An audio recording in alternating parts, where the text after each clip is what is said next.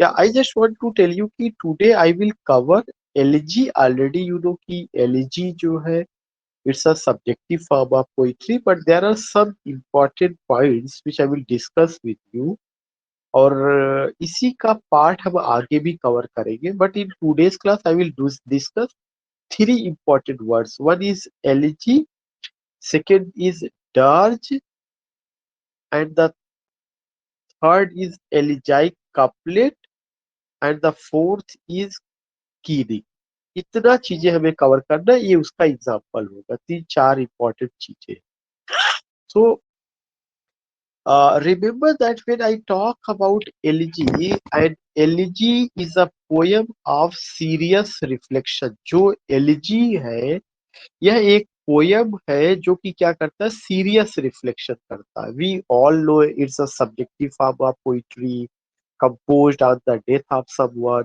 All these things we know. कि an elegy is a poem of serious reflection. एक elegy एक ऐसी poem है जिसमें serious reflection होता है. And in English literature usually a lament for the dead. और English literature में ये जो use होता है किसके लिए, a lament for the dead means it is composed on the death of someone. So we came to know कि elegy is a subjective form of poetry, a serious reflection. It's a lamenting song. It is composed to lament on the death of someone. ठीक है, ये सब traditional शब्द है, ये हम लोगों ने सुना है. जो ग्रीक टर्म है एलिजी के लिए, मीन्स एलिजी का जो रूट है वह ग्रीक टर्म से आया है. ग्रीक टर्म में एलिजी को एलिजिया, एलिगोस, ELEGOS या उसी का नाम लैमेंट आया. Originally refer to any verse. Greek में वह किसी भी ऐसी पोयम के लिए यह रिफर किया जाता है या यूज किया जाता है जो कि रिटेन इन एलिजाइक कपलेट, जो किसमें लिखा गया होगा, एलिजाइक कपलेट होगा. इसका मतलब कि एलिजी का अपना एक फिक्स्ड मीटर ग्रीक में रहा है और उस मीटर को क्या कहा गया, एलिजाइक कपलेट कहा गया. And covering a wide range of subject matter. और उसमें जो है जो उसका सब्जेक्ट मैटर था, it covered a wide range. जब इसने वाइड रेंज को कवर किया तो इसने डेथ को भी लेकर के बात किया, लव को भी लेकर के बात किया, वॉर को भी लेके बात किया. बट अल्टीमेटली उसमें क्या था, ट्रेजिक एटमॉस्फियर या you can say lamenting situation, horrific situation, these things we find. ऐसा नहीं था कि उसमें किसी तरह का मेलेडी रहा हो. अगर मेलेडी रहा होगा तो उसमें भी नोट ऑफ ह्यूमन माइजरी हमेशा देखा गया, जो कि सोफोक्लेस के भी वर्क में देखने को मिलता है. तो आई जस्ट वांट टू से कि अगर इसके रूट की बात करेंगे तो यह ग्रीक टर्म एलिजिया, एलिगोस जो लैमेंट के लिए रिफर करता है. एलिजी ग्रीक में किसके लिए आया था, कोई भी वर्स जो किस पे लिखी गई थी, एलिजाइक कपलेट में लिखी गई थी, जिसका जो थीम था वाइड था, डेथ को, लव को, वार को लेकर के बात करता था. एक पॉइंट. एलिजी का जो सबसे शार्टेस्ट फॉर्म है वो डर्ज है. कई तरह का एलिजी है, बोडोडी है, थ्रेडोडी है, डॉर्ज है. तो जो सबसे शार्टेस्ट फॉर्म एलिजी का है दैट इज डर्ज.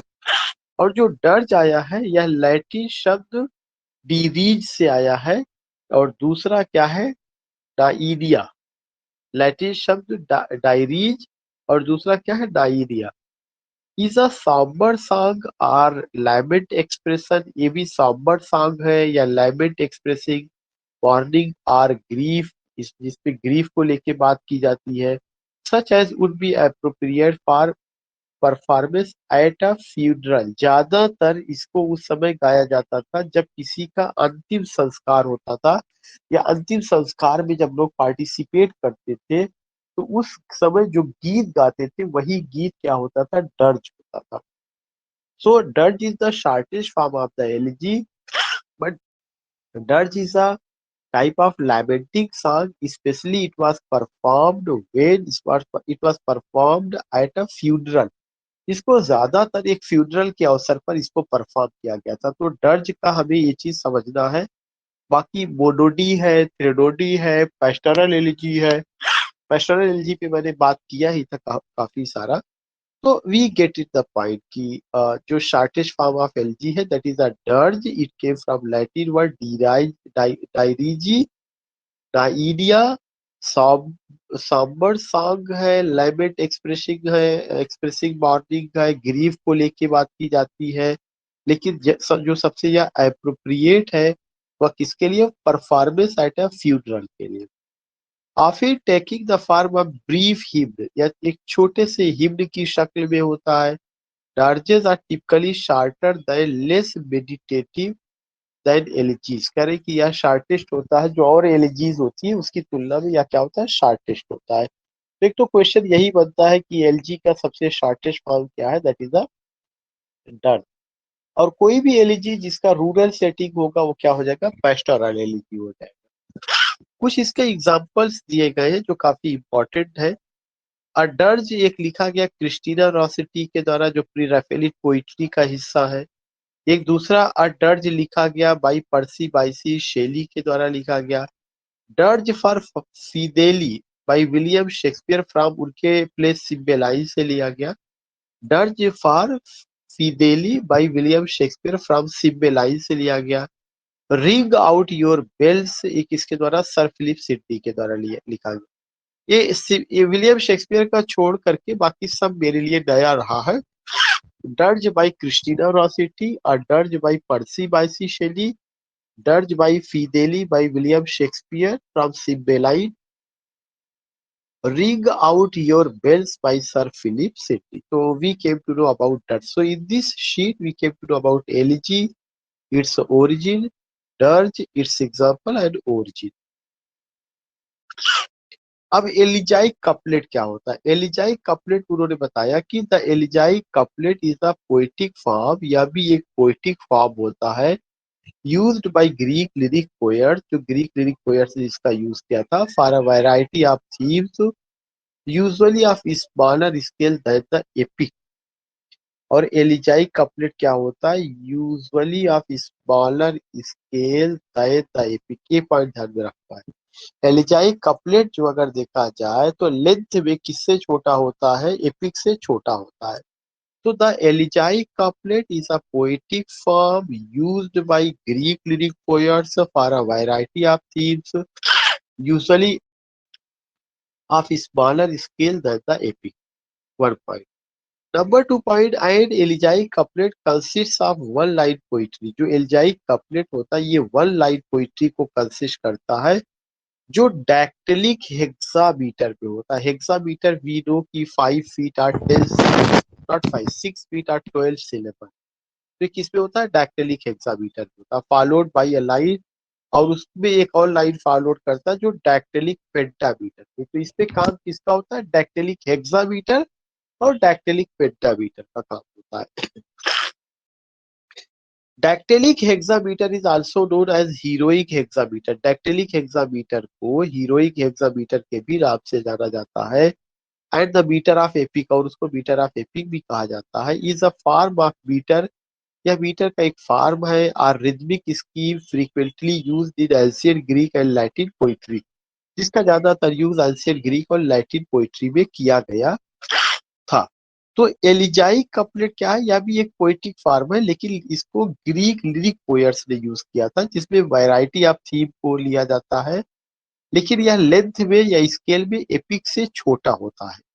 एलिजाइक कपलेट मतलब पैटर्न एपिक वाला ही रहेगा, मीटर एपिक का ही यूज किया जा रहा है, लेकिन वो जो है लेंथ में या स्केल में एपिक से छोटा होगा। जो एलिजाइक कपलेट होता है 21 मीटर में होता है, हेक्सामीटर में, मतलब डैक्टिलिक हेक्सामीटर में, और फॉलोड बाय डैक्टिलिक पेंटामीटर। डैक्टिलिक हेक्सामीटर क्या है? यह एक हीरोइक हेक्सामीटर है, और इस मीटर का यूज एपिक में बहुत ज्यादा किया गया है। और यह एक ऐसा फॉर्म होता है जिसमें रिदमिक स्कीम होता है, और frequently used in ancient Greek and Latin.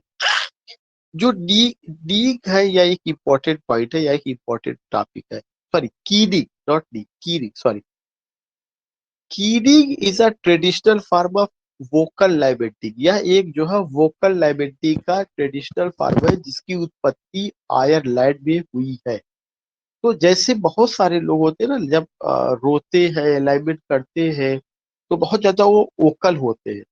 तो यह वोकल लाइमेंटिंग का एक ट्रेडिशनल फॉर्म है, और ये किस पे किया जाता है? For the dead in Gaelic Celtic, for the dead in Gaelic Celtic, वही मतलब आयरलैंड में हुआ था। Known to have taken place in Ireland, और ये इसका ओरिजिन कहाँ पे? आयरलैंड और स्कॉटलैंड में हुआ। The Scottish equivalent of keening is also known as coronach. कह रहे हैं कि स्कॉटलैंड में कीनिंग को कोरोडैक के भी नाम से जाना जाता है। ये शब्द क्लियर होना चाहिए। कीनिंग क्या है? वोकल लैमेंट है फॉर द डेड के लिए। ओरिजिन कहाँ पे हुआ? आयरलैंड और स्कॉटलैंड में हुआ। स्कॉटलैंड में कीनिंग को और किसके नाम से जाना जाता है? कोरोनैक के नाम से जाना जाता है। अब उन्होंने बताया कि जो शब्द है नाउन के रूप में या वर्ब के रूप में कहाँ इसका आया? आयरलैंड में हुआ। और जो स्कॉटिक गायलिक टर्म है कायोडीडा, वहां से इसकी उत्पत्ति। कीड एज अ नाउन और verb comes from Irish and Scottish Gaelic term कायो, this is the term CAOINEADS, कायो डी, डी साइलेंट हो जाएगा, कायो डी, CAIO, कायो DADA, कायो डी। इसका मतलब क्या है? टू क्राई या वीप। तो अगर ये पूछा जाता है कीर शब्द की उत्पत्ति कहाँ से हुई है, तो स्कॉटिश और आयरिश शब्द गायलिक टर्म से हुई है, जिसका मतलब क्या है? कहाँ से? कायो डी से, जिससे होता टू क्राई और वीप।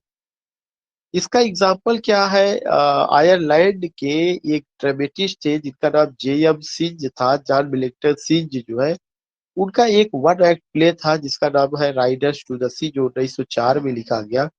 उसमें एक ग्रुप ऑफ कोरस है जो वुमन वुमन है, और वे वुमन क्या करती है?